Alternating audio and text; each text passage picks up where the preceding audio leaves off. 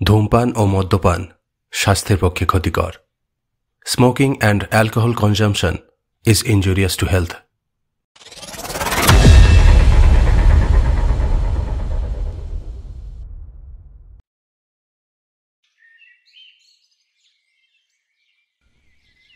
Doctor Suresh রক্ষিত বললেন, আপনাকে একবার যেতেই হবে ব্যোমকেশবাবু। রোগীর যেরকম অবস্থা, আপনি গিয়ে আশ্বাস না দিলে বাঁচানো যাবে না। ডক্টর সুরেশ রক্ষিতের বয়স 40-এর আশেপাশে। একটু রোগা, শুষ্ক গোছের চেহারা। দামি এবং নতুন বিলাতি পোশাক যেন তার গায়ে মানায়নি, কিন্তু ভাবভঙ্গি বেশ চটপটে এবং বুদ্ধিমানের মতো। আজ সকালে তিনি ব্যোমকেশের সঙ্গে দেখা করতে এসেছেন এবং এক বিচিত্র প্রস্তাব রেখেছেন। বলা বাহুল্য, ব্যোমকেশের রোগী দেখতে যাওয়ার ইচ্ছে নেই। সে অর্ধেক চোখ খুলে ডাক্তার রক্ষিতের দিকে তাকিয়ে বলল, রোগটা কি? প্যারালাইসিস, মানে পক্ষাঘাত। প্রায় 3 মাস আগে অ্যাটাক হয়েছিল। প্রথম ধাক্কাটা সামলে গেছেন, কিন্তু রক্তচাপ খুব বেশি। মাথাটা অবশ্য পরিষ্কার আছে। আমাকে পাঠালেন, আপনি যদি দয়া করে একবার আসেন, মনে ভরসা পেলে হয়তো বেঁচে যেতে পারেন। আপনি চিকিৎসা করছেন? আগে হ্যাঁ, আমি তার বাড়ির একতলার ভাড়াটে এবং গৃহচিকিৎসকও। লোকটা মহাধনী, সুদের কারবার করেন। বিশুপালের নাম হয়তো আপনারা শুনে থাকবেন। কি নাম বললেন? শিশুপাল? ডাক্তার হাসলেন, বললেন, বিশুপাল, তবে কেউ কেউ শিশুপালও বলে। কেন বলে জানি না। লোকটা সুদখোর মহাজন বটে, তবে অর্থপিশাচ নয়।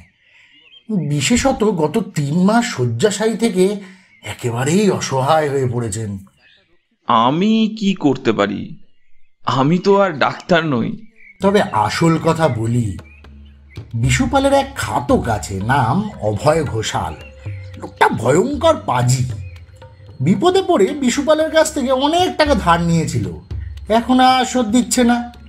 বিশুপাল জোর তাগাদা লাগিয়েছিলেন, তাইতে অভয় ঘোষাল নাকি ভয় দেখিয়েছে, টাকা চাইলে তাকে খুন করবে। তারপরেই বিশুপালের স্ট্রোক হয়। সেই থেকে 3 মাস বিছানায় পড়ে আছেন। অবশ্য প্রাণের আশঙ্কা নেই, সাবধানে চিকিৎসা করলে হয়তো আবার চলে ফিরে বেড়াতে পারবেন। কিন্তু আসল কথা তা নয়, ওর প্রাণে ভয় ঢুকেছে। অভয় ঘোষাল ওকে খুন করবেই। তিনি যদি টাকা ছেড়েও দেন তবু খুন করবে। আপনাকে চিকিৎসা করতে হবে না। বিশুপালের ইচ্ছা আপনার কাছে তার হৃদয় ভার লাঘব করেন। আপনি যদি কিছু উপদেশ দেন, তাও তার কাজে লাগতে পারে। ব্যোমকেশ একটু বিমনা থেকে বলল, কেউ যদি শিশুপাল বধের জন্য বদ্ধপরিকর হয়ে থাকে, তাকে ঠেকিয়ে রাখা শিবের অসাধ্য। যা হোক, ভদ্রলোক যখন আমার সঙ্গলাভের জন্য এত ব্যাকুল হয়েছে, তখন আমি যাব। ইহলোকেই হোক আর পরলোকেই হোক, মহাজনদের হাতে রাখা ভালো। কি বল অজিত? আমি বললাম, তা তো বটেই। ডাক্তার রক্ষিত উঠে দাঁড়ালেন, হাসি মুখে বললেন, ধন্যবাদ। এই নিন আমাদের ঠিকানা, কখন আসবেন? তিনি একটা কার্ড বের করে ব্যোমকেশের হাতে দিলেন। ব্যোমকেশ কার্ডটা দেখে আমার দিকে বাড়িয়ে দিল। দেখলাম বিশুপালের বাসস্থান বেশি দূরে নয়, আমহা স্ট্রিটের একটা গলির মধ্যে। ব্যোমকেশ বলল, আজ বিকেলবেলা 5টা নাগাদ যাব। আচ্ছা, আসুন। ডাক্তার চলে গেলে ব্যোমকেশ হাসতে হাসতে বলল, পক্ষাঘাতগ্রস্ত রোগীদের সান্ত্বনা দেওয়ার কাজ আমার এই প্রথম। গলিটা সাপের মতো, নানা ভঙ্গিতে এঁকে বেঁকে পার্বত্য নদীর মতো চলেছে। দুপাশে 3 তলা 4 তলা বাড়ি। গলি যতই সরু হোক, দেখেছি বাড়ি কখনো ছোট হয় না। আরে বারবার জায়গা না পেয়ে লম্বায় বাড়ে। একটি 3 তলা বাড়ির দরজার পাশে সুরেশ রক্ষিতের নাম ফলক দেখে বুঝলাম এটি বিশুপালের বাড়ি। ডাক্তার রক্ষিত জানলা দিয়ে আমাদের দেখতে পেয়ে বের হয়ে এলেন, বললেন, আসুন। বাড়িটা পুরনো ধরনের। একপাশে সুড়ঙ্গের মতো সরু বারান্দা ভেতরের দিকে চলে গেছে। তার একপাশে দরজা, অন্য পাশে 2টো জানালা। দরজা দিয়ে ডাক্তারখানা দেখা যাচ্ছে। তকতকে ঝকঝকে একটা ঘর, কিন্তু রোগীর ভিড় নেই। একজন মাঝবয়সী কম্পাউন্ডার দরজার কাছে দাঁড়িয়ে আছে। ডাক্তার রক্ষিত আমাদের ডাক্তারখানায় নিয়ে গেলেন না, বললেন, সিঁড়ি ভাঙতে হবে, বিশুপাল 3 তলায় থাকেন। বেশ তো, আপনি কি এই বাড়িতেই থাকেন নাকি কেবলই ডাক্তারখানা? 3টে ঘর আছে, 2টোতে ডাক্তারখানা করেছি, একটাতে থাকি। একলা মানুষ, অসুবিধা হয় না। দোতলাতেও 3টে ঘর, ঘর 3টেতে অফিস বসেছে। টেবিল চেয়ারের অফিস নয়, মারোয়ারিদের মতো গদি পেতে অফিস। অনেকগুলো কেরানি বসে কলম পিষছে। ব্যোমকেশ বলল, এটা কি? বিশুবাবুর গদি, মস্ত কারবার, অনেক রাজারাজরা টিকি বাঁধা আছে ওর কাছে। ব্যোমকেশ আর কিছু বলল না। আমি মনে মনে ভাবলাম, বিশুপাল শুধু শিশুপালই নয়, জরাসন্ধও বটে। 3 তলার সিঁড়ির মাথায় একটা গোর্খা যুদ্ধের সাজ সেজে গাদা বন্দুক হাতে নিয়ে টুলের ওপর বসে আছে। পায়ের আওয়াজ শুনে উঠে দাঁড়ালো এবং আমাদের দিকে টেঁড়িয়ে তাকালো। ডাক্তার বললেন, ঠিক আছে। তখন গোর্খা স্যালুট করে সরে দাঁড়ালো। বারান্দা দিয়ে কয়েক পা যাওয়ার পর একটা বন্ধ দরজা। ডাক্তার দরজায় টোকা দিলেন। ভেতর থেকে একটি মহিলা কণ্ঠে প্রশ্ন এলো, কে? ডাক্তার বললেন, আমি ডাক্তার রক্ষিত, দৌড় খুলুন। দরজাটা একটু ফাঁক হলো। একজন প্রৌঢ়া সধবা মহিলার শীর্ণ মুখ ও আতঙ্ক ভরা চোখ দেখতে পেলাম। তিনি একে একে আমাদের 3 জনের মুখ দেখে বোধহয় আশ্বস্ত হলেন। দরজা পুরোপুরি খুলে গেল। আমরা একটা ছায়াচ্ছন্ন ঘরে প্রবেশ করলাম। পুরুষ কণ্ঠে শব্দ হলো, আলোটা জ্বেলে দাও গিন্নি। মহিলা সুইচ টিপে আলো জ্বেলে দিলেন। তারপর আঁচল মাথায় টেনে পাশের ঘরে চলে গেলেন। এইবার ঘরটা স্পষ্টভাবে দেখলাম। মাঝারি মাপের ঘর, মাঝখানে একটা খাট। খাটের ওপর প্রেতাকৃতি একটি মানুষ গায়ে বালাপোষ জড়িয়ে শুয়ে আছে। খাটের পাশে একটা ছোট্ট টেবিলের উপর ওষুধের শিশি, জলের গ্লাস ইত্যাদি রাখা আছে। ঘরে অন্যান্য আসবাব যা আছে তা দেখে নার্সিংহোমের রুগীর ঘর মনে পড়ে। প্রেতাকৃতির লোকটি অবশ্যই বিশুপাল। জরা জীর্ণ মুখে নিষ্প্রভ 2 চোখ মেলে তিনি আমাদের দিকে তাকিয়ে রয়েছেন। মাথার চুল পাঁশুটে সাদা। সামনের দিকে দাঁত নেই বলে ঠোঁট জোড়া মুখের ভেতরে ঢুকে গেছে। বয়স 50 কিংবা 60 কিংবা 70ও হতে পারে। তিনি জড়ানো গলায় বললেন, ব্যোমকেশ বাবু এসেছেন? কি সৌভাগ্য আমার, আসতে আজ্ঞা হোক। আমরা খাটের কাছে গিয়ে দাঁড়ালাম। বিশুপাল কাঁপা হাতে নমস্কার করে বললেন, আপনাদের বড় কষ্ট দিয়েছি, আমারই যাওয়া উচিত ছিল, কিন্তু দেখছেন তো আমার অবস্থা। আপনি বেশি কথা বলবেন না। বিশুপাল কাতর কণ্ঠে বললেন, বেশি কথা না বললে চলবে কি করে ডাক্তার? ব্যোমকেশ বাবুকে সব কথা বলতে হবে না? তবে যা বলবেন চটপট বলে নিন। ডাক্তার টেবিল থেকে একটা শিশি নিয়ে কিছুটা ওষুধ গ্লাসের মধ্যে ঢাললেন। তাতে একটু জল মিশিয়ে বিশুপালের দিকে বাড়িয়ে দিলেন। বললেন, নিন, এটা আগে খেয়ে ফেলুন। বিশুপাল রুগ্ন বিরক্তি ভরা মুখে ওষুধটা গলায় ঢেলে দিলেন। তারপর অপেক্ষাকৃত সহজ স্বরে বললেন, ডাক্তার, এদের বসবার চেয়ার দাও। ডাক্তার 2টো চেয়ার খাটের পাশে টেনে আনলেন। আমরা বসলাম। বিশুপাল ব্যোমকেশের দিকে তাকিয়ে বলতে শুরু করলেন, আমি সংক্ষেপেই বলছি, বেশি কথা বললে তো আবার ডাক্তার রাগ করে বসবে। নিশ্চয় শুনেছেন আমার তেজারতির কারবার আছে, প্রায় 25 বছরের পুরনো কারবার। 20 লক্ষ টাকা খাটছে, অনেক বড় বড় খাতক আছে।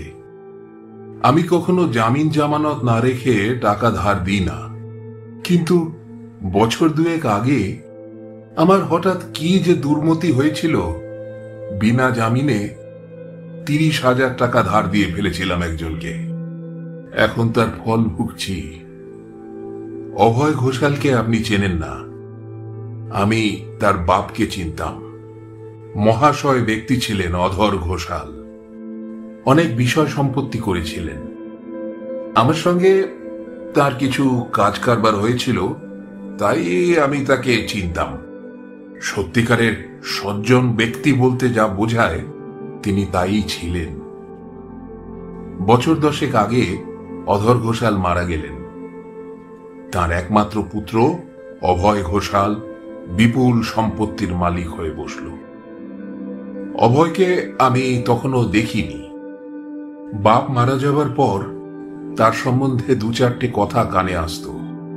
আমি ভাবতাম পৈতৃক সম্পত্তি হাতে পেলে সব ছেলেরাই গোড়ায় একটু উচ্ছৃঙ্খলতা করে থাকে। এটাও হয়তো তাই সময়ের সাথে সাথে শুধরে যাবে। এমন তো কতই দেখা যায়। আজ থেকে বছর 2 আগের কথা। অভয় ঘোষালের কথা একরকম ভুলেই গিয়েছিলাম। হঠাৎ একদিন সে সশরীরে আমার কাছে এসে উপস্থিত। তাকে দেখে, তার কথা শুনে আমি মুগ্ধ হয়ে গেলাম। কার্তিকের মতো চেহারা, মুখে মধু ঝরে পড়ছে।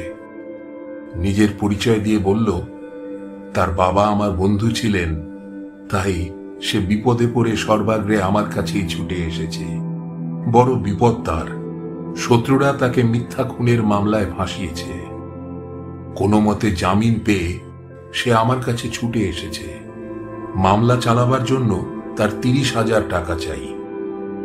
বললে বিশ্বাস করবেন না, আমি বিশুপাল বিনা জামানতে শুধু হ্যান্ডনোট লিখিয়ে করকরে 30,000 টাকা দিয়ে দিলাম। ছোঁড়া আমাকে গুম করেছিল জানেন, একেবারে মন্ত্রমুগ্ধ করে ফেলেছিল। যথাসময় আদালতে খুনের মামলা আরম্ভ হলো। খবরের কাগজে বয়ান বেরোতে লাগলো। সে এক মহাভারত। এমন দুষ্কর্ম নেই যা অভয় ঘোষাল করেনি। পৈতৃক বিষয় সম্পত্তি প্রায় সবই উড়িয়ে দিয়েছে। কত মেয়ের যে সর্বনাশ করেছে তার হিসেব নেই। এক বিবাহিতা যুবতীকে ফুঁসলিয়ে নিয়ে এসেছিল, তারপর বছরখানেক বাদে তাকে বিষ খাইয়ে খুন করেছে। তাইতে এই মোকদ্দমা। আমি একদিন এজলাসে দেখতে গিয়েছিলাম। কাঠগড়ায় অভয় ঘোষাল বসে আছে, যেন কোণঠাসা বন বেড়াল। দেখলেই ভয় করে। ও বাবা, এ কাকে আমি টাকা ধার দিয়েছি? কিন্তু মোকদ্দমা টিকল না। আইনের ফাঁকিতে অভয় ঘোষাল রেহাই পেয়ে গেল। একেবারে বেকসুর খালাস। তার বিরুদ্ধে খুনের অভিযোগ প্রমাণিত হল না। তারপর আরো বছরখানেক কেটে গেল। আমি অভয় ঘোষালের উপর নজর রেখেছিলাম। খবর পেলাম সে তার বসত বাড়িটা বিক্রি করার চেষ্টা করছে। এটা তো তার শেষ স্থাবর সম্পত্তি। এটা যদি সে বিক্রি করে দেয়, তাহলে তাকে ধরবার আর কিছু থাকবে না। আমার টাকাটাই মারা যাবে। টাকার তাগাদা আরম্ভ করলাম। প্রথমে অফিস থেকে চিঠি দিলাম, কোনো জবাব নেই। বার তিনেক চিঠি দিয়েও যখন সাড়া পেলাম না, তখন আমি নিজে একদিন তার সাথে দেখা করতে গেলাম। আমরা মহাজনেরা দরকার হলে বেশ আঁতে ঘা দিয়ে কথা বলতে পারি। ভাবলাম মামলা রুজু করবার আগে তাকে বেশ করে কথা শুনিয়ে আসি, তাতে যদি কাজ হয়। সে আজ 3 মাস আগেকার কথা। একটা গোর্খাকে সঙ্গে নিয়ে গেছিলাম তার বাড়িতে। সামনের ঘরে একটা চেয়ারে অভয় ঘোষাল একলা বসেছিল। আমাকে দেখে সে চেয়ার ছেড়ে ওঠা তো দূরের কথা, কোনো কথাই বলল না। শুধু আমার মুখের দিকে তাকিয়ে রইল। কাজের সময় কাজী, কাজ ফুরালে পাজি। গালাগালি দিতে এসেছিলাম, এবারে ওর উপরে প্রচন্ড রাগ হয়ে গেল। আমি প্রায় আধ ঘন্টা ধরে তার 14 পুরুষের শ্রাদ্ধ করলাম। তারপর হঠাৎ আমার নজর পড়ল তার চোখের উপরে। ওরে বাবা, সে কি ভয়ঙ্কর চোখের দৃষ্টি! লোকটা কোনো কথা বলছে না জানেন, কিন্তু তার চোখ দেখে বোঝা যাচ্ছে সে আমাকে খুন করবে। যে লোক একবার খুন করে বেঁচে গেছে, তার তো আশকারা বেড়ে গেছে। ভয় আমার অন্তরাত্মা শুকিয়ে গেল। আর সেখানে দাঁড়ালাম না। ঊর্ধ্বশ্বাসে বাড়ি ফিরে এলাম। বাড়ি ফিরে সর্বাঙ্গে কাঁপুনি শুরু হলো। কিছুতেই থামে না সে কাঁপুনি। তখন ডাক্তারকে ডেকে পাঠালাম। ডাক্তার এসে ওষুধ দিয়ে কোনো মতে কাঁপুনিটা থামালো। তখনকার মতো সামলে গেলাম বটে, কিন্তু শেষ রাতের দিকে আবার কাঁপুনি শুরু হলো। তখন বড় ডাক্তার ডাকানো হলো। তিনি এসে দেখলেন স্ট্রোক হয়েছে, দুটো পাই অসাড় হয়ে গেছে। তারপর থেকে বিছানায় পড়ে আছি, কিন্তু মনে শান্তি নেই। ডাক্তারেরা ভরসা দিয়েছেন রোগে মরব না, কিন্তু তবু মৃত্যু ভয় যাচ্ছে না। অভয় ঘোষাল তো আমাকে ছাড়বে না। আমি বাইরে বেরোই না, দরজার সামনে গোরখা বসিয়েছি, তবু ভরসা পাচ্ছি না। এখন বলুন ব্যোমকেশ বাবু, আমার কি উপায় হবে? বিবরণ শেষ করে বিশুপাল অর্ধমৃত অবস্থায় বিছানায় পড়ে রইলেন। ডাক্তার তার কবজি টিপে নাড়ি দেখলেন, কিন্তু ওষুধ দেওয়ার প্রয়োজন বোধ করলেন না। ব্যোমকেশ গভীর ভ্রুকুটি করে মাথা নিচু করে বসে রইল। এই সময় বিশুপালের স্ত্রী ঘরে ঢুকলেন, মাথায় আধঘোমটা, 2 হাতে 2 পেয়ালা চা। আমরা উঠে দাঁড়ালাম। তিনি আমাদের হাতে চায়ের পেয়ালা দিয়ে স্বামীর দিকে উৎকণ্ঠা নিয়ে তাকিয়ে ঘর থেকে বেরিয়ে গেলেন। নীরব প্রকৃতির মহিলা, কথাবার্তা বলেন না। আমরা আবার বসলাম। দেখলাম বিশুপাল সপ্রশ্ন মুখে ব্যোমকেশের মুখের দিকে তাকিয়ে রয়েছেন। ব্যোমকেশ চায়ের কাপে ছোট্ট করে একটা চুমুক দিয়ে বলল, আপনি যথাসাধ্য সাবধান হয়েছেন, আর কি করবার আছে? খাবারের ব্যবস্থা কিরকম? একটা বামুন ছিল, তাকে বিদায় করে দিয়েছি। গিন্নি রান্নাবান্না করেন, বাজার থেকে আমাদের কোনো খাবার আসে না। চাকর বাকর?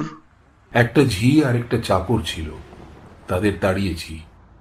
সিঁড়ির মুখে গোরখা বসিয়েছি। আর কি করতে পারি বলুন? ব্যবসার কাজকর্ম চলছে কি করে?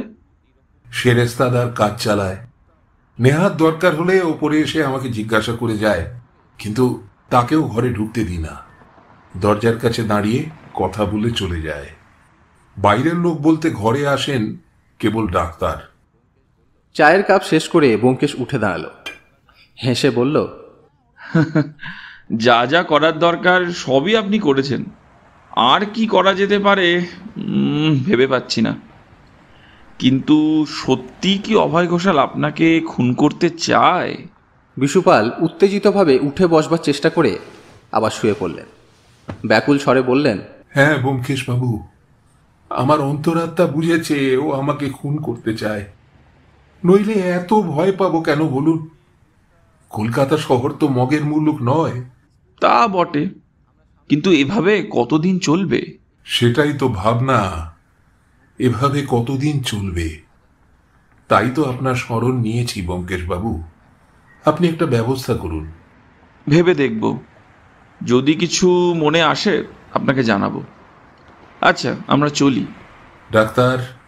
ডাক্তার অমনি পকেট থেকে একটা 100 টাকার নোট বের করে ব্যোমকেশের সামনে ধরল।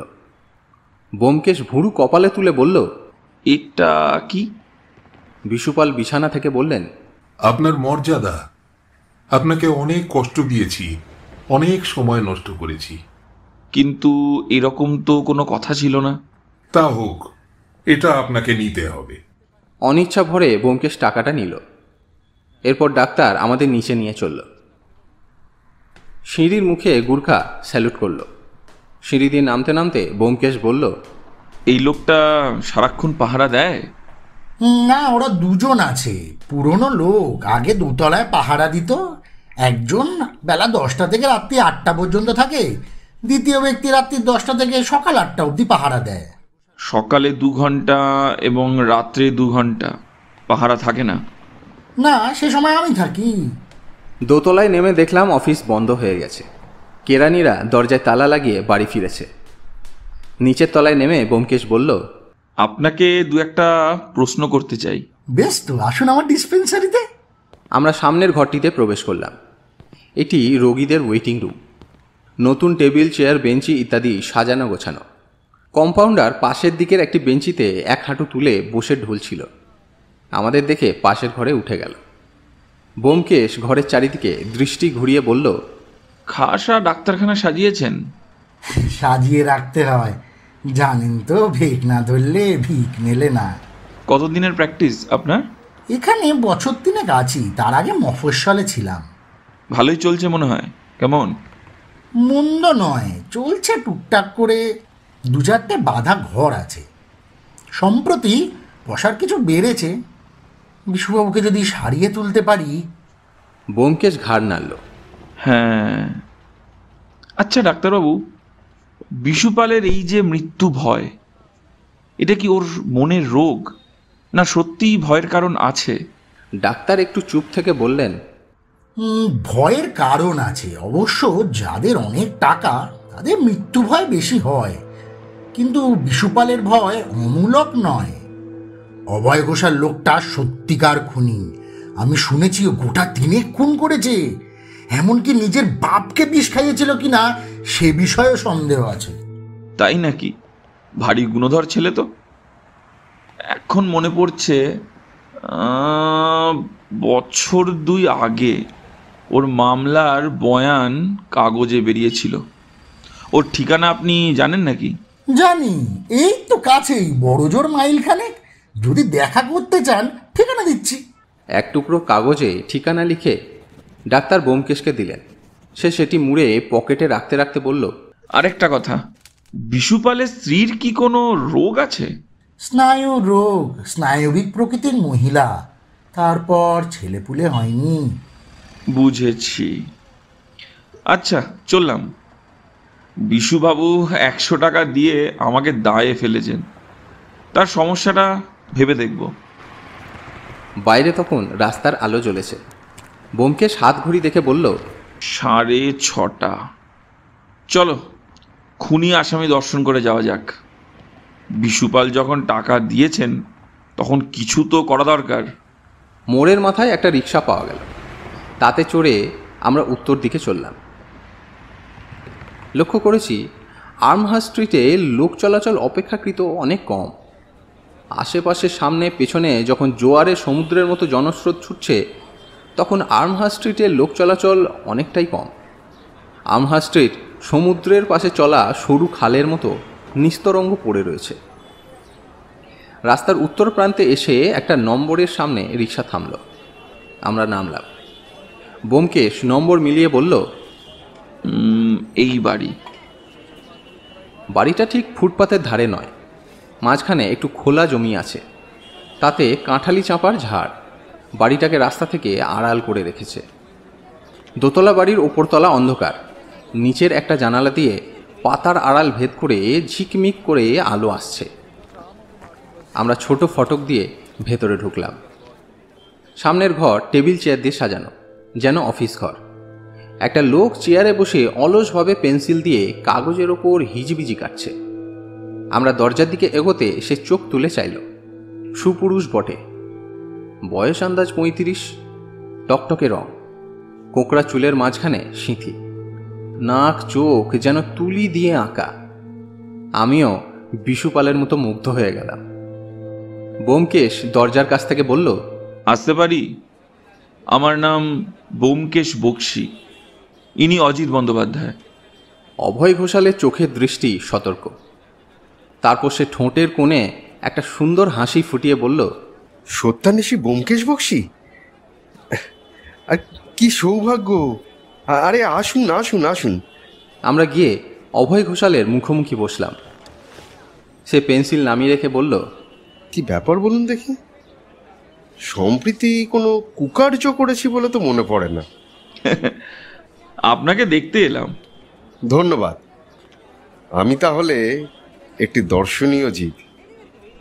তা আপনি নিজের ইচ্ছে এসেছেন নাকি কেউ পাঠিয়েছে?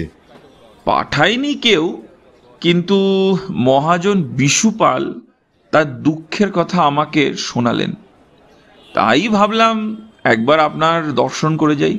ও, বিশুপাল। অভয় ঘোষাল একটু থেমে বলল, আপনাকে কেউ পাঠিয়েছে বুঝেছিলাম, কিন্তু বিশুপালের কথাটা মনে আসেনি। জানেন বোধহয় বিশুপালের পক্ষাঘাত হয়েছে। অভয় অবাক হয়ে বলল, তাই নাকি? আমি জানতাম না। 3 মাস আগে বিশুপাল আমার বাড়িতে এসেছিল। আমার 14 পুরুষান্ত করে গেল, ভগবান আছেন না। তার মুখে বা আওয়াজে কোনো রাগ প্রকাশ পেল না।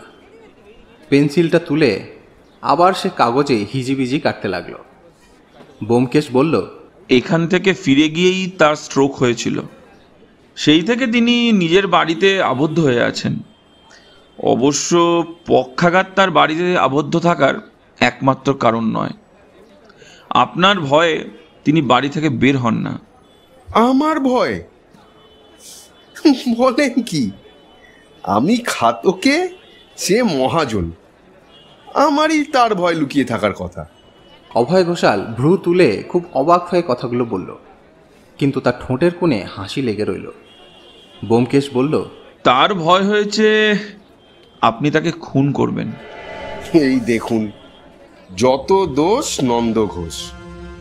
আমি একটিবার খুনের মামলায় ফেঁসে গেছিলাম, অমনি সবাই ধরে নিলে আমি খুনের আসামি। আমি যে বেকসুর খালাস পেয়েছি সেটা কেউ ভাবলো না।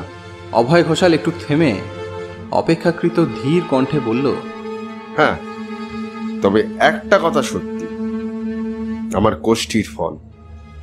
যারা আমার সঙ্গে শত্রুতা করে তারা বেশি দিন বাঁচে না। আরে উঠছেন নাকি? ব্যোমকেশ উঠে দাঁড়ালো, বলল, হ্যাঁ, আপনাকে দেখতে এসেছিলাম, দেখা হয়েছে, এবার যাওয়া যাক। একটা কথা আপনাকে বলে যাই, বিশুপালের যদি অপঘাতে মৃত্যু হয় আমি দুঃখিত হব, এবং আপনিও শেষ পর্যন্ত দুঃখিত হবেন। অভয় ঘোষালের মুখে হঠাৎ পরিবর্তন হলো। মুখের হাসি মুছে গিয়ে চোখে একটা নৃশংস হিংস্রতা ফুটে উঠল। সে এক টানা সাপের মতো চোখ মেলে ব্যোমকেশের দিকে তাকিয়ে রইল। আমার বুকের একটা স্পন্দন থেমে গিয়ে আবার সব এগিয়ে চলতে শুরু করল। এই দৃষ্টি বিশুপালকে দিশেহারা করে দিয়েছিল। চোখের দৃষ্টিতে মৃত্যুর শপথ এত স্পষ্টভাবে আর কারো চোখে দেখিনি। ব্যোমকেশ তার দিকে একটা অবজ্ঞাপূর্ণ দৃষ্টি দিয়ে বলল, চলো অজিত। ফুটপাতে পৌঁছে দেখলাম রাস্তার ওপারে একটা ট্যাক্সি দাঁড়িয়ে রয়েছে। ড্রাইভারকে ডাকবার জন্য হাত তুলেছি, ট্যাক্সিটা চলতে শুরু করলো। দ্রুত বেগ নিয়ে অদৃশ্য হয়ে গেল। আমি ব্যোমকেশের দিকে তাকালাম। সে চলে যাওয়া ট্যাক্সির দিকে তাকিয়ে থেকে বলল, ভেতরে কেউ ছিল? ঠিক দেখলাম না, ড্রাইভারটা আমাদের দিকেই তাকিয়েছিল, তাই ভেবেছিলাম খালি ট্যাক্সি। হয়তো পেছনের সিটে কেউ ছিল। কেউ বোধহয় আমাদের পিছু নিয়েছিল। কে পিছু নিতে পারে? ডাক্তার রক্ষিত ছাড়া আর তো কেউ জানে না যে আমরা এখানে এসেছি। কিন্তু কেন, কি উদ্দেশ্যে? তা জানি না, সমাপতন হতে পারে। ট্যাক্সিতে আমাদের অজানা আরোহী ছিল, কোনো কারণে ড্রাইভার গাড়ি দাঁড় করিয়েছিল, তারপর চলে গেল। রাত্রি 7:30। আমরা পায়ে হেঁটে বাসার দিকে চললাম। মনে কিন্তু একটা ধোঁকা লেগেই রইল।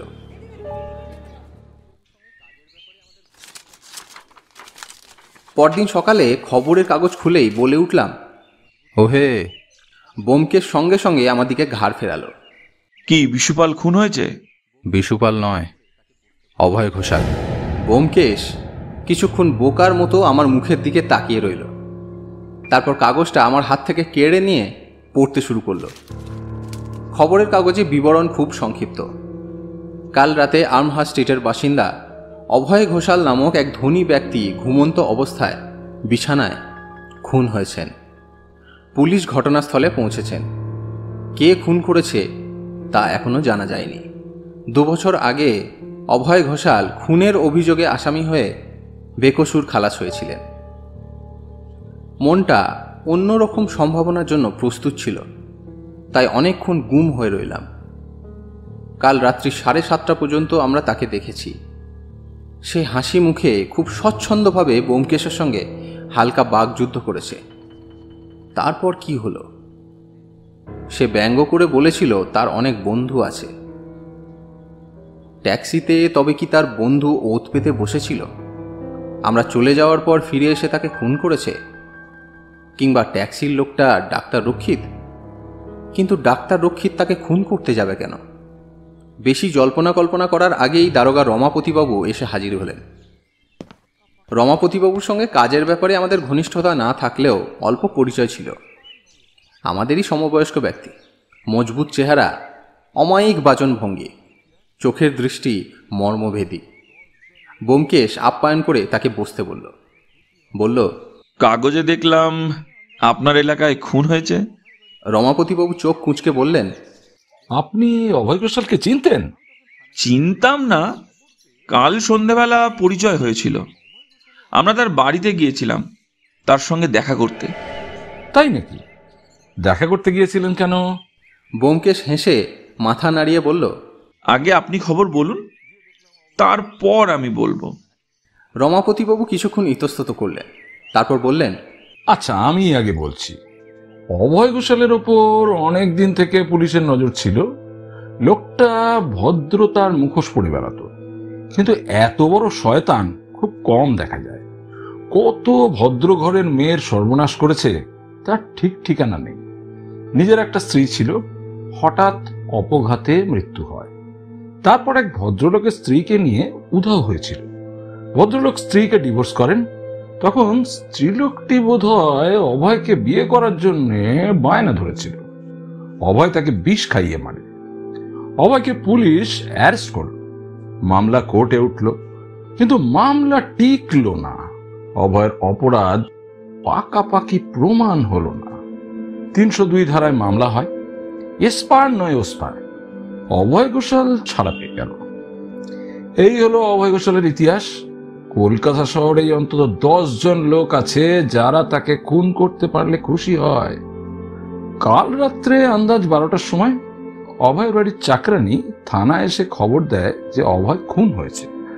আমি তখন থানায় ছিলাম না। খবর পেয়ে তদন্ত করতে গেলাম। অভয় ঘোষালের আর্থিক অবস্থা এখন পড়ে গেছে। বাড়িতে একলা থাকে, কেবল একটা কম বয়সী চাকরানি দেখাশোনা করে। এই চাকরানিটাই থানায় খবর দিতে এসেছিল। গিয়ে দেখলাম অভয় দোতলার ঘরে বিছানায় পাশ ফিরে শুয়ে আছে। তার পিঠের বাঁ দিকে গুনছুঁচের মতো একটা শলা বিঁধে আছে। চাকরানিটাকে সওয়াল করে জানা গেল যে অভয় রাত্রি 9টার সময় খাওয়া দাওয়া করে শুতে গিয়েছিল। চাকরানি বাড়ির কাজকর্ম সেরে নিজে খেয়ে দৌড় জানালা বন্ধ করে অভয়ের ঘরে গিয়ে দেখলো ইতিমধ্যে কেউ এসে অভয়কে খুন করে গেছে। আমরা চাকরানিটাকে আটক করেছি, কিন্তু সে বোধহয় খুন করেনি। কে খুন করেছে তাও জানা যাচ্ছে না। অভয়ের সঙ্গে যাদের শত্রুতা ছিল, মামলায় যারা অভয়ের বিরুদ্ধে সাক্ষী দিয়েছিল, তাদের সকলেরই অ্যালিবাই যাচাই করে দেখেছি, তারা নয় বলেই মনে হয়। এই হচ্ছে বর্তমান পরিস্থিতি। এখন আপনি কি জানেন বলুন। আমি যে কিছু জানি তা আপনি কি করে জানলেন? রমাপতিবাবু পকেট থেকে এক টুকরো কাগজ বের করে ব্যোমকেশের দিকে বাড়িয়ে দিলেন। নিচের তলায় অভয়ের বসবার ঘরের টেবিলের উপর রাখা ছিল। গলা বাড়িয়ে দেখলাম কাগজের ওপর পেন্সিল দিয়ে হিজিবিজি কাটা। তারপর লেখা, ব্যোমকেশ বক্সি, শিশুপাল। মনে পড়ে গেল কাল রাত্রে অভয় ঘোষাল আমাদের সামনে বসে হিজিবিজি কাটছিল। রমাপতিবাবু বললেন, আপনার নাম দেখে মনে হলো আপনি হয়তো কিছু জানেন, তাই এলাম। ঠিক, এবার আমি যা জানি শুনুন। ব্যোমকেশ কাল সকালে ডাক্তার রক্ষিতের আশা থেকে সমস্ত ঘটনা আগাগোড়া বর্ণনা করল। রমাপতিবাবু খুব মনোযোগ সহকারে শুনলেন। ব্যোমকেশ গল্প শেষ করলে তিনি দ্বিধাগ্রস্ত মুখে বললেন, সন্দেহজনক বটে, কিন্তু বিশুপালের কোনো মোটিভ পাচ্ছি না। তারপর লোকটা পঙ্গু। আপনার কি মনে হয়? আমি এখনো ঠিক বুঝতে পারছি না। কটার সময় মৃত্যু হয়েছে জানেন কি? পুলিশ সার্জন বলছেন রাত্রি 9টার পর এবং 12টার আগে। ব্যোমকেশ একটু চিন্তিতভাবে বলল, আমার মনে হয় বিশুপাল সত্যি পঙ্গু কিনা সেটা যাচাই করে দেখা দরকার। তা বটে, আর কাউকে যখন পাওয়া যাচ্ছে না, তখন বিশুপালকেই নেড়ে ছেড়ে দেখা যাক। আপনার ফোন আছে, একবার ব্যবহার করতে দেবেন? নিশ্চয়ই, আসুন। ব্যোমকেশ তাকে পাশের ঘরে নিয়ে গেল। কিছুক্ষণ পর রমাপতিবাবু ফিরে এসে বললেন, পুলিশ সার্জেন্টকে বিশুপালের বাড়িতে যেতে বললাম, আমি যাচ্ছি, আপনারা আসবেন? বেশ তো, চলুন না। আমরা 5 মিনিটের মধ্যে তৈরি হয়ে রমাপতিবাবুর সঙ্গে বেরিয়ে পড়লাম। বিশুপালের বাড়ির সামনে সামান্য চাঞ্চল্যের সৃষ্টি হয়েছে। পুলিশ সার্জন বাড়ির দরজার কাছে পুলিশের ছাপ মারা গাড়িতে বসে রয়েছেন। রাস্তায় ভিড় জমেছে। ডাক্তার রক্ষিত দরজার কাছে উৎকণ্ঠিতভাবে দাঁড়িয়ে রয়েছেন। আমরা পৌঁছালে সার্জন সুশীলবাবু গাড়ি থেকে নামলেন। ব্যোমকেশ 2 পক্ষের পরিচয় করিয়ে দিল। রমাপতিবাবু ডাক্তার রক্ষিতকে বললেন, পুলিশের ডাক্তার বিশুপালকে পরীক্ষা করে দেখতে চান, আপনার আপত্তি আছে? ডাক্তার রক্ষিত একটু অবাক হয়ে চেয়ে থাকলেন। তারপর বললেন, আপত্তি? বিন্দুমাত্র না। কিন্তু কেন, কি হয়েছে? অভয় ঘোষাল নামে এক ব্যক্তিকে কাল রাত্রে কেউ খুন করেছে। ডাক্তার রক্ষিত প্রতিধ্বনির মতো বলে উঠলেন, অভয় ঘোষালকে খুন করেছে? ও, বুঝেছি। আপনাদের সন্দেহ বিশুবাবু অভয় ঘোষালকে খুন করেছেন? তার মুখে একটু শুষ্ক হাসি দেখা দিল। অর্থাৎ বিশুবাবুর পক্ষাঘাত সত্যিকার পক্ষাঘাত নয়, ভান মাত্র। বেশ তো, আসুন পরীক্ষা করে দেখুন। আমরা সিঁড়ি দিয়ে উপরে চললাম। দোতলায় সেরেস্তা বসে। 3 তলায় সিঁড়ির মুখে গুর্খা বসে আছে। তাকে আশ্বস্ত করে ডাক্তার রক্ষিত বন্ধ দরজায় টোকা দিলেন। দরজা অল্প খুলে বিশুপালের স্ত্রী ভয়ার্ত চোখে তাকালেন। সমস্ত প্রক্রিয়ায় কাল সন্ধ্যের মতো। বিশুপালের স্ত্রী পাশের ঘরে চলে গেলেই আমরা 5 জনে ঘরে ঢুকলাম। ডাক্তার রক্ষিত আলো জ্বালিয়ে দিলেন। বিছানায় বিশুপাল বালাপোষ জড়িয়ে শুয়ে রয়েছেন। ঝগড়ার ভঙ্গিতে বলে উঠলেন, কি চাই ডাক্তার? এত লোক কেন? ডাক্তার রক্ষিত তার বিছানার পাশে নিচু হয়ে বললেন, পুলিশের পক্ষ থেকে ডাক্তার এসেছেন, আপনাকে পরীক্ষা করতে চান। বিশুপালের কণ্ঠস্বর আরো তীক্ষ্ণ হয়ে উঠল। কেন পুলিশের ডাক্তার আমাকে পরীক্ষা করবে কেন? অভয় ঘোষাল খুন হয়েছে তাই। কে খুন হয়েছে? কি বললে তুমি ডাক্তার? অভয় ঘোষাল খুন হয়েছে। বিশুপালের মুখে পরিত্রাণের আলো কিছুক্ষণের জন্য ফুটে উঠে আবার অন্ধকার হয়ে গেল। তিনি ধীর স্বরে বললেন, অভয় ঘোষাল খুন হয়েছে, কিন্তু আমি যে তাকে 30,000 টাকা ধার দিয়েছি, সুদে আসলে 33,000 দাঁড়িয়েছে। আমার টাকার কি হবে? টাকার কথা পরে ভাববেন, এখন ওরা এসেছেন যাচাই করতে সত্যি সত্যি আপনার পক্ষাঘাত হয়েছে কিনা। তার মানে? বিশুপাল তীব্র চোখে আমাদের দিকে তাকালেন। রমাপতিবাবু খাটের ধারে এগিয়ে গেলেন। শান্তভাবে বললেন, দেখুন, আমাদের কোনো মতলব নেই। আমাদের ডাক্তার কেবল আপনাকে একবার পরীক্ষা করে দেখতে চান। আপনার আপত্তি আছে কি? আপত্তি? কিসের আপত্তি? পুলিশের ডাক্তার আমার রোগ সারিয়ে দিতে পারবে? তা চেষ্টা করে দেখতে পারি। আরও কিছুক্ষণ সওয়াল জবাবের পরে বিশুপাল রাজি হলেন। সুশীলবাবু তার শরীর থেকে বালাপোষ সরিয়ে পরীক্ষা আরম্ভ করলেন। বিশুপালের পা দুটি পক্ষাঘাতে অবশ, ঊর্ধ্বাঙ্গ সচল আছে। সুশীলবাবু পায়ে সূঁচ ফুটিয়ে দেখলেন, কোনো সাড়া পেলেন না। তারপর আরও অনেকভাবে পরীক্ষা করলেন। নাড়ি দেখলেন, রক্তচাপ পরীক্ষা করলেন, ডাক্তার রক্ষিতকে নানা রকম প্রশ্ন করলেন। শেষে দীর্ঘশ্বাস ফেলে বিশুপালের গায়ে বালাপোষ জড়িয়ে দিলেন। তার পরীক্ষাকালে একসময় আমার নজর ভেতরের দিকে গিয়েছিল। দেখলাম বিশুবাবুর স্ত্রী দরজা একটু ফাঁক করে নিষ্পলক চোখে স্বামীর দিকে তাকিয়ে আছেন। তার উদ্বেগ যেন স্বাভাবিক উদ্বেগ নয়, একটা বিকৃত ভয়ার্ত উত্তেজনা। সুশীলবাবু বললেন, দেখা হয়েছে, চলুন যাওয়া যাক। আমরা দরজার দিকে ফিরলাম। পেছন থেকে বিশুপাল বলে উঠল, কেমন দেখলেন? সারবে রোগ? সুশীলবাবু একটু অপ্রস্তুতভাবে বললেন, সারতে পারে, তবে আপনার ডাক্তারবাবু ভালোই চিকিৎসা করেছেন। আচ্ছা, নমস্কার। সেদিন সারা দুপুর ব্যোমকেশ উদ্ভ্রান্ত চোখে কড়িকাঠের দিকে তাকিয়ে তক্তাপোষে পড়ে রইল এবং অসংখ্য সিগারেট ধ্বংস করল। বিকালে যখন চা এলো তখনও সে উঠল না দেখে আমি বললাম, আরে পুলিশ তো তোমাকে অভয় ঘোষালের খুনের তদন্ত করতে ডাকেনি, তাহলে তোমার এত ভাবনা কিসের? সে বলল, ভাবনা নয় অজিত, বিবেকের দংশন। তারপর হঠাৎ উঠে পাশের ঘরে চলে গেল। শুনলাম কাকে ফোন করছে। মিনিট কয়েক পরে যখন ফিরে এলো দেখলাম তার মুখ একটু প্রফুল্ল হয়েছে। কাকে ফোন করলে? ডাক্তার অসীম সেনকে। ডাক্তার অসীম সেনের সঙ্গে আগেই আমাদের পরিচয় হয়েছিল একটা কেসে। ব্যোমকেশ এক চুমুকে গরম চা গলায় ঢেলে এক ঢোকে শেষ করে তারপর বলল, চলো অজিত, বেরোনো যাক। কোথায়? বিশুপালের বাড়ি। বিশুপালের বাড়িতে কেরানিরা দিনের কাজ শেষ করে সিঁড়ি দিয়ে নামছে।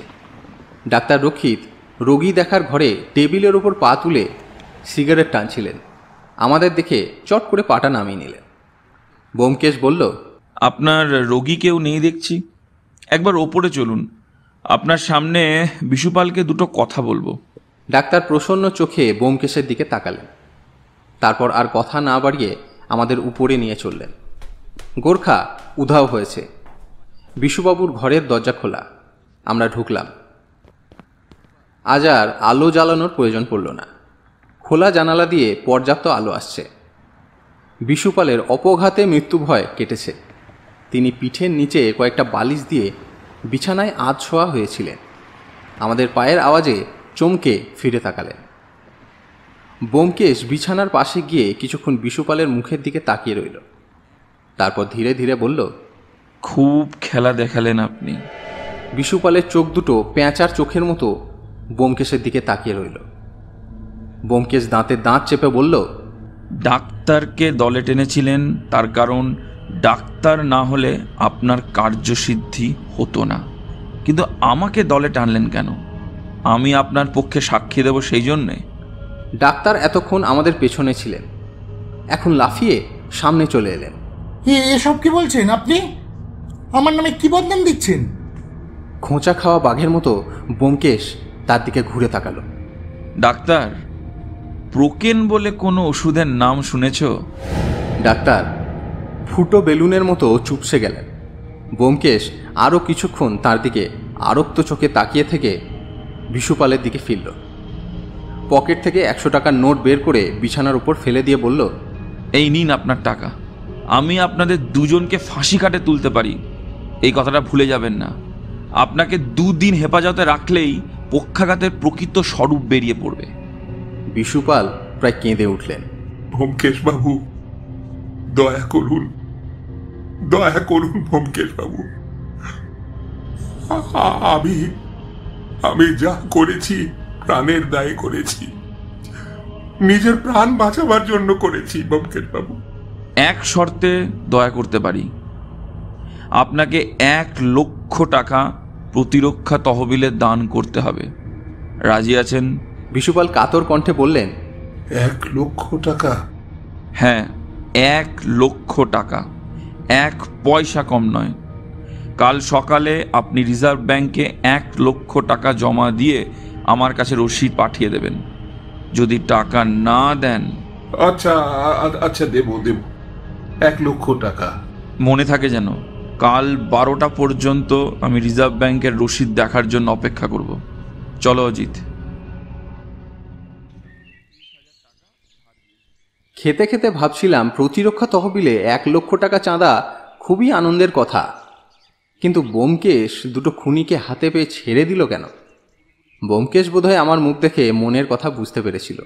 বলল, বিশুপালকে ছেড়ে না দিয়ে উপায় ছিল না। মোকদ্দমা কোর্টে উঠলেও সে ছাড়া পেয়ে যেত। হত্যার মোটিভ কেউ বিশ্বাস করত না। কিন্তু মোটিভটা তো খাঁটি। বিশুপালের দিক থেকে খাঁটি। সে সত্যিই নিজের প্রাণ বাঁচাবার জন্য অভয় ঘোষালকে খুন করেছিল, কিন্তু জুরি বিশ্বাস করত না, হেসে উড়িয়ে দিত। আচ্ছা, একটা কথা বলো, আত্মরক্ষার জন্য নরহত্যা করলে দোষ নেই এ কথা আইনে বলছে, তাহলে বিশুপাল অভয় ঘোষালকে খুন করে কি দোষ করলো? আত্মরক্ষার জন্য নরহত্যার অধিকার মানুষের আছে, কিন্তু 3 মাস ধরে ষড়যন্ত্র করে নরহত্যা করলে আইন তা স্বীকার করবে না। বিশুপাল তা জানতো বলেই এত সাবধানে আঁট ঘাঁট বেঁধে কাজে নেমেছিল। ব্যাপারটা বুঝলাম, তবু তুমি সব কথা পরিষ্কার করে বলো। ব্যোমকেশ তখন বলতে শুরু করলো। অভয় ঘোষালকে কালকে আমরা দেখেছিলাম, মুখে হাসি লেগেই আছে, কিন্তু চোখে জল্লাদের নিষ্ঠুরতা। লোকটা সত্যিকার খুনি।